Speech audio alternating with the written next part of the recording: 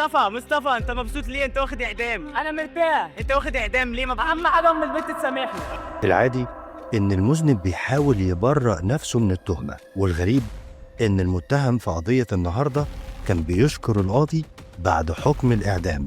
والسؤال الأهم، يا ترى إيه أصل الحكاية؟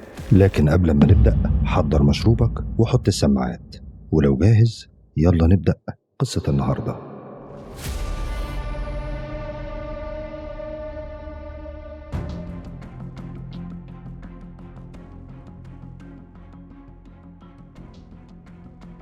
قضية النهاردة من محافظة الجيزة، وتحديدا بين منطقة بولاق الدكرور ومنطقة كرداسة.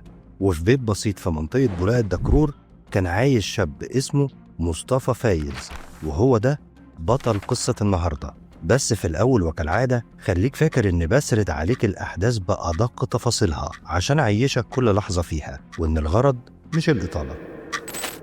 مصطفى شاب في أوائل العشرينات، وكان في سنة تالتة كلية حقوق جامعة القاهرة، وبجانب دراسته بيشتغل عامل ديليفري لأن والده متوفي. وبالرغم إن ليه إخوات أكبر منه إلا إنه كان عايز يساعد في مصاريف البيت ومصاريف دراسته. وبجانب شغله حاول يعمل أكتر من مشروع، وللأسف كلهم فشلوا، وده خلاه عليه ديون حوالي 27,000 جنيه. وبدل ما يكون عنده وسيلة للشغل كعامل ديليفري عشان يسدد ديونه، الموتوسيكل بتاعه اتسحب لأنه فشل في سداد الأقساط. ومن هنا مصطفى قعد فترة مش عارف يعمل إيه، ولا قادر يصرف على نفسه ولا قادر يسدد ديونه، لحد ما في يوم مصطفى كان قاعد مع واحد صاحبه اسمه أحمد عيد، شاب عنده 16 سنة، وكانوا قاعدين مع بعض يفضفضوا. وطبعا المعتاد إنك بتقعد تحكي لصاحبك وصاحبك يحكي لك على كل المشاكل اللي في حياتكم. وبعد ما كل واحد منهم خلص شكوى، أحمد جات له فكرة.